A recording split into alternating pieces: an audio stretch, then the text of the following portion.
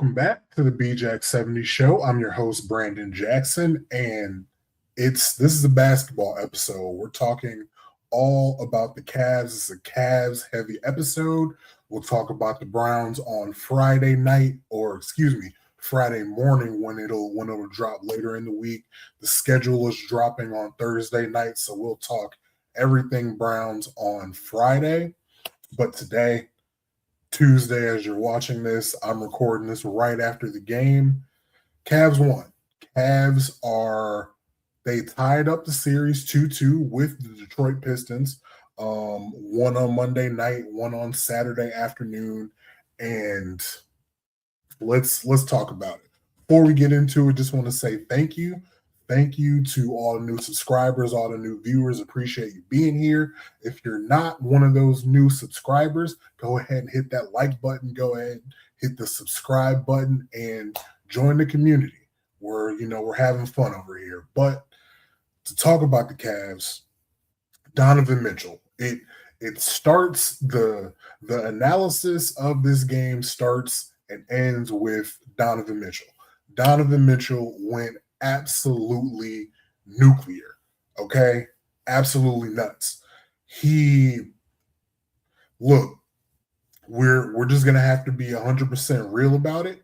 In the first half of game 4, first half was absolutely atrocious. Was 1 of 8, only had 4 points, was a non-factor in this basketball game. James Harden and Evan Mobley were the reasons that the Cavs were still in this game.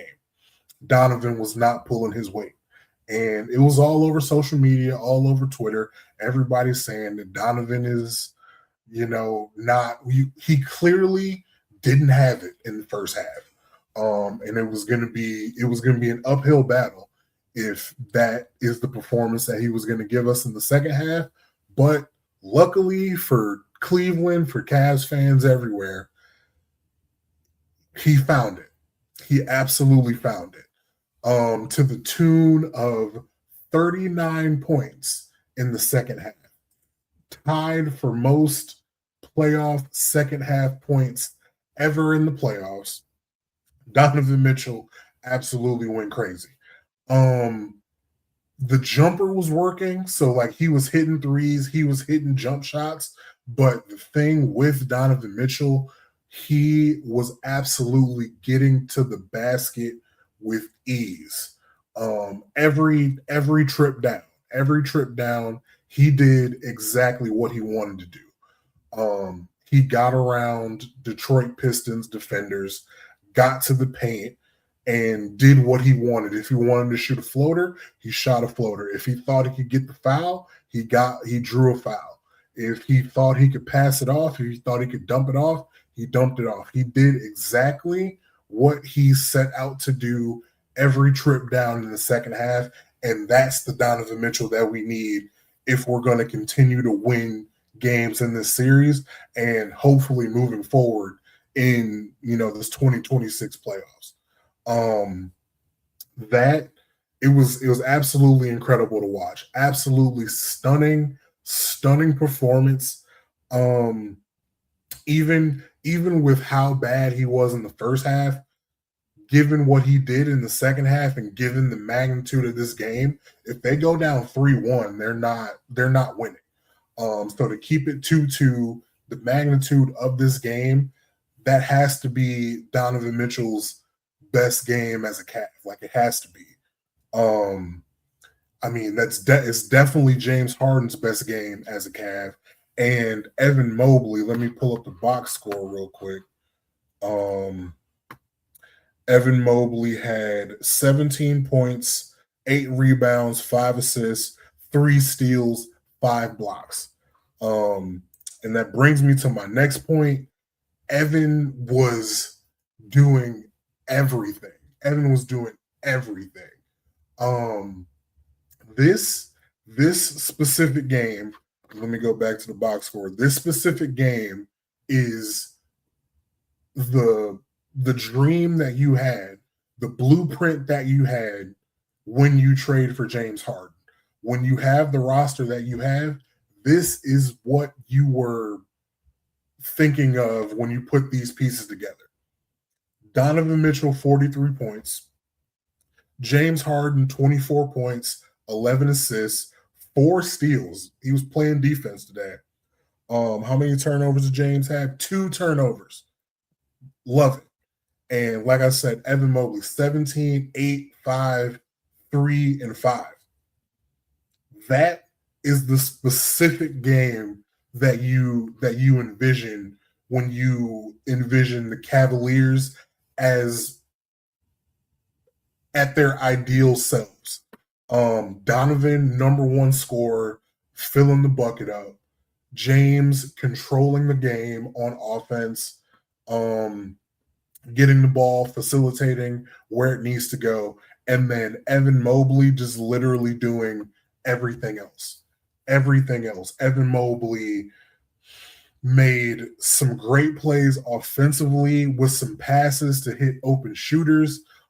Even a couple of them, maybe Sam Merrill or Max Strus didn't, convert on those looks, but he did help contribute to the offense, get some open looks. He got some offensive rebounds. He was active all night on the defensive end. That's the Evan Mobley that we need to see every night.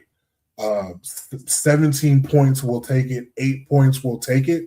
The 3 steals and the 5 blocks from the former defensive player of the year, that is what we need, absolutely need going forward every single time out. Every single time they take the floor, we need a performance like that from Evan Mobley because we know he's capable of it. Just, whatever you can get from the other guys, you'll take. Give or take, couple of points here from role players, couple of steals, couple of blocks here and there, you'll take it. But you need, and I'm not including Jared Allen in this, but the top 3, the big 3, Donovan, James Harden, Evan Mobley, this is the exact game that you need to get from them moving forward. James Harden came to play. He obviously heard the chatter, heard everybody, talking about how bad he played, and rightfully so. Rightfully so. He deserved to get talked about the way he got talked about for what he put up game 1 and game 2. It was absolutely atrocious. It was unacceptable, and you can't have that going forward.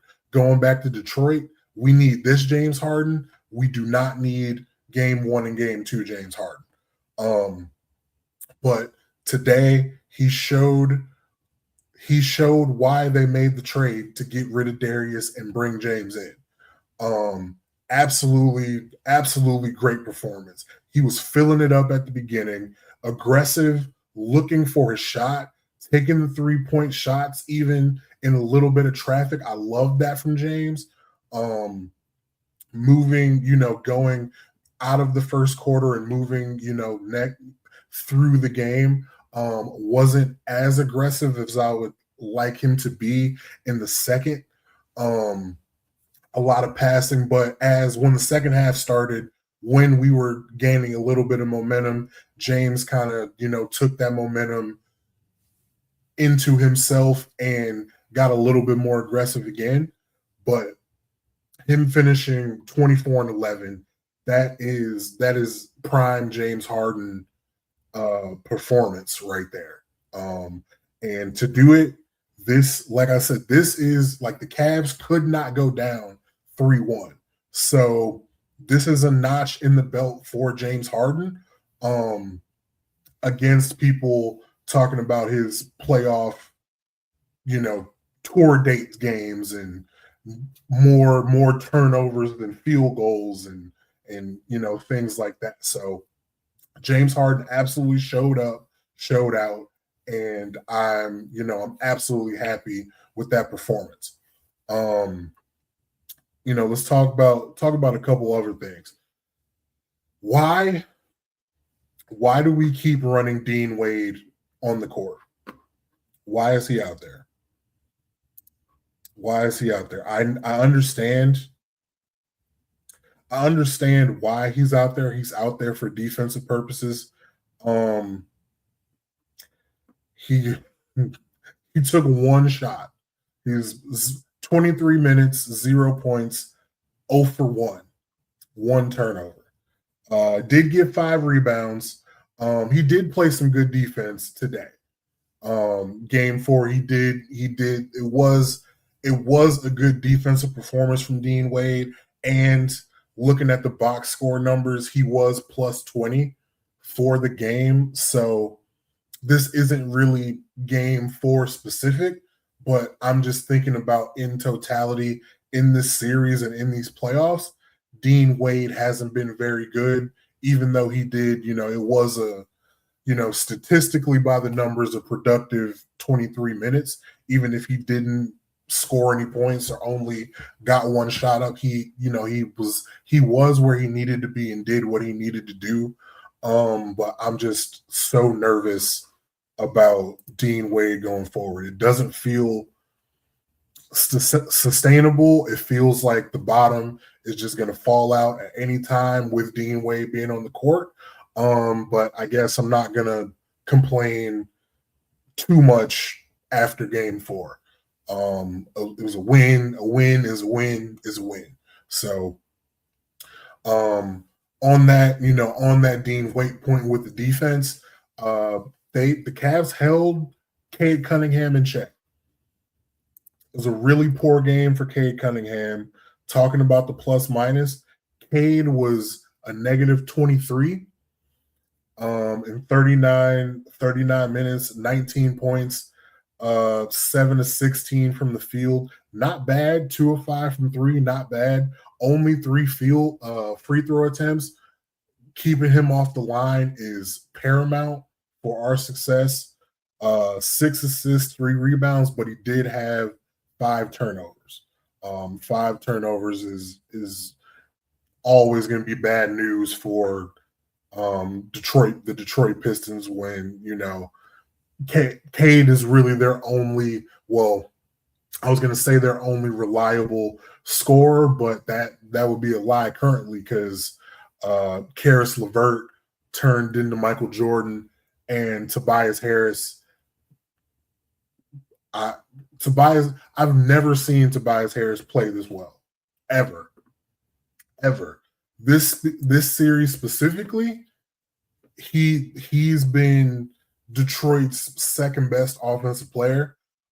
Maybe it's a toss up, Duncan Robinson, Tobias Harris. It could go either way any given night. Cavs got to figure something out to slow down Tobias Harris. They seem to have figured out coverage against Cade Cunningham, but they gotta figure out the others like Tobias Harris. Karis LeVert went absolutely crazy. B-ball Paul Reed is dominating Jared Allen in the minutes that he's in the game. It's not a good look, and I understand Paul Reed can score the basketball, but come on, bro. We let's get serious, bro. We got to do a little bit better there. But yeah, so we're doing a good job with Cade Cunningham. What did Duncan Robinson do today? 29 minutes, only took 2 shots. They're definitely running him off of the 3-point line. Made 1 3, missed 1 3. I'm okay with that. I'm ecstatic with Duncan Robinson only being able to get two shots off. To be fair, honestly, because I'm looking at the box score, Tobias Harris 6 of 17. It feels much more efficient than that.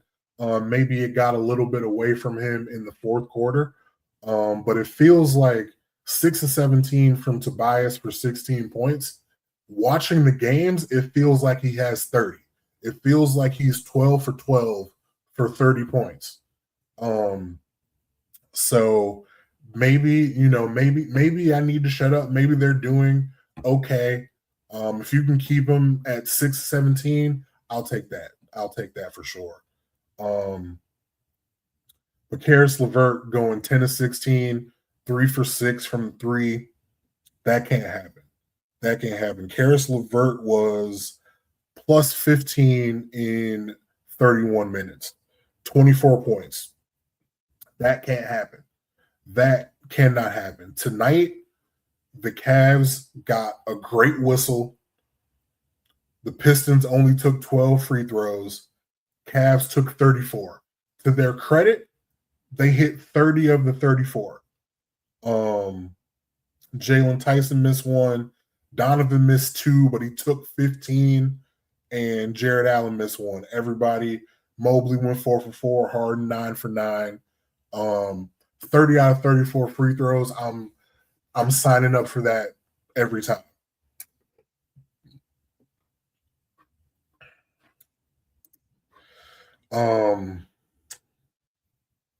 I hesitate to say this because the series is far from over. I'm a little bit more confident in the team, but just watching how the Cavs operate on defense, I shudder to think about the possibilities of Jalen Brunson and Karl Anthony Towns. Now, again, that's very presumptuous. That's a long way away. It's 2-2 right now. To get 2 more wins with this team against the Detroit Pistons is going to be hard fought.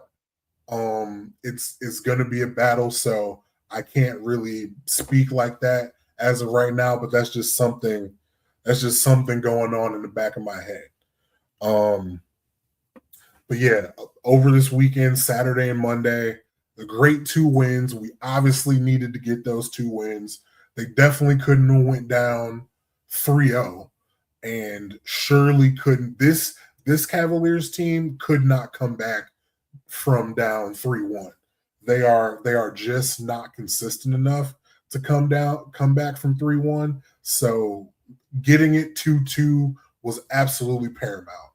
And I've been talking about this off camera with coworkers all around the city on the internet. This Cavaliers team can beat this Detroit Piston team, and it did not take a drastically different game plan with what they were doing games 1 and 2.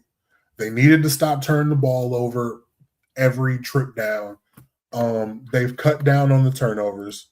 What they finished with? They finished with 13. 13 turnovers is an acceptable number. And they turned the ball over a few times in the last couple minutes with the bench guys in. So they're at a good place currently with the turnovers. So that's better. They're hitting more open shots than they were in games 1 and 2, even though they still could hit a bit more. Sam Merrill was open all night. All night. Sam Merrill was getting all the shots. Duncan Robinson usually was getting on the other side. But I think he only hit 2 threes. Let's see. Yeah, Sam Merrill hit 2 threes, took 7 of them. He can keep shooting those. He can keep shooting those, especially with the way he was open tonight. Again, Evan Mobley was finding them. James Harden was finding them. I have confidence he can hit those threes, those wide open threes. So I'm good with that. Max Strus was missing a lot out there, but his energy, his defensive play is paramount for this team. Max Strus Hive, stand up. We're here. Game 3 was a huge game for us. Max Strus won the damn basketball game, game 3, with those steals and those offensive fouls drawn. Love the way he's playing, but gotta get Sam to hit those open ones. Got to get Max to hit those open ones. If Dean Wade is going to be on the court, he's going to get some open shots just by virtue of everybody else on the court. He needs to make sure he can hit the open ones. I'm not asking him to do anything more than hit the open threes when they're there. I'm not asking for anything else on offense. Literally just hit the open shots when they give them to you. When they give them to you in rhythm. That's all. That is literally all I can ask for. Nothing more, nothing less. But yeah, glad we got these 2 wins. I have confidence. I have confidence in this team again. Could be dangerous. Wednesday, I could be upset all over again. But I'm gonna have confidence in this team at home. It's a completely different roster construction, it feels like, this team playing in Cleveland. I just need them to go to Detroit on Wednesday and at the very least start off the game with some energy. Start off the game not down 12 in the first quarter. If we could do that, I think we'll be okay. If you can keep it close, just keep it within distance, keep it within 10 with 8, 6, the whole game, I think we'll be good. Having to go on runs is on the road is taking a lot out of us. And by the time we get to the fourth quarter, we don't have anything left because we've given it all to come back. So if we could just avoid the bad start in Detroit game 5, I think we'll be okay. Need Donovan to stay hot. Now I know he's I mean, I'm not gonna tell him not to do it. I'm not gonna say it can't happen, but it's unlikely he stays 39 in 1/2 hot. But we need him to stay hot in rhythm, stay comfortable, because in the minutes that he wasn't on the court, this team fell apart. As soon in the third quarter, as soon as he went to the bench, we lost the lead. It was up to almost 20, immediately down to 11 to 10 to 9 when he hit the bench. So we need him to stay hot. And again, it's the Cam Newton me. You know, we brought you to be our number 1. First couple games, you're looking like a bum. So we need Donovan to stay in this mode, and we know he can do it. I've never had a problem before this season with Donovan's effort and play in the playoffs, and I don't expect to have that problem anymore moving forward. I think he found his rhythm. I think he, got his game back from the Monstars. I think he'll be good moving forward because there's no other choice. They have to have him. They have to have it. So looking forward to what he'll do in game 5. And then Jared Allen, I didn't mention him talking about Evan James and Donovan. Jared Allen, what you get from Jared Allen, it is what it is at this point. You'll get some good plays. You'll get Paul Reed dominating him on the block.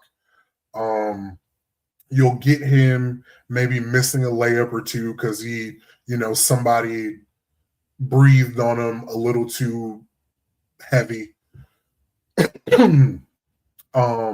But you'll get some aggression every now and then. You'll get some good plays here and there. You'll get, maybe an offensive tip every now and then. Once in a century, you'll get what he did game 7 against Toronto. But he's on the court. We know what Jared Allen is going to give. It is what it is at this point. And I'm not upset. I'm not really, angry about it. I think he played well enough in Game 4. I'm not going to ask for more, but I don't want any less. So, we'll see what he does going forward. But I'm confident again in this Cleveland Cavaliers team. I've been confident ever since we got James Harden. This is what I hope for it to look like, and I hope it can look like this moving forward. But that's all I got for today. Let's pray for these Cavs. Let's pray for these Cavs in game 5 in Detroit. Next time I speak to you, it'll be talking about the Browns. We'll talk a little bit about what happens in Game 5 on Friday. But yeah, that's mostly going to be an NFL schedule show, break down what the Browns schedule looks like, and talk about a couple other things. We'll probably make a couple videos based on the schedule, because it's the release show. They're doing a show. It's at 8 p.m. on Thursday, so I'm not going to have a whole lot of time to gather a lot to talk about on Friday. But we'll have a couple episodes talking about the schedule, and then going forward talking about the Cavs again. But great two games, 1, 3, and 4. Appreciate the Cavs, showing up and keeping it a series. So thank you to them. Also watch some WNBA this weekend. WNBA season kicked off. Shout out the Dallas Wings. Got their first dub. So shout out Paige Beckers. Caitlin Clark, I'm surprised. I didn't see the whole game, but I saw the end. If you saw the end of that game, I was kind of surprised. They didn't get it to Caitlin, but Kelsey Mitchell was on a crazy heater, had 30 points in that game, so she was the one to get the ball and take the shot. Maybe use Caitlin as a decoy, but Fever weren't able to pull it out against the Wings. Wings almost fell apart at the end of that game. Paige Beckers missed 2 free throws. I was pissed off. We can't have that 5. We cannot have that. Lock in, get back in that lab. I know you probably shot 1,000 free throws since Saturday already, so I'm not too worried about it. But yeah, so we're Wings fans, we're Paige Beckers fans on this show up until the Cleveland whatever WNBA team shows up in 2028. But until then, we're rocking with Paige, and we're rocking with the Wings. So there's my WNBA update. But thank you guys for being here. Thank you guys for watching. Again, if you haven't already, hit that like button, hit that subscribe button, and I'll talk to you guys on Friday.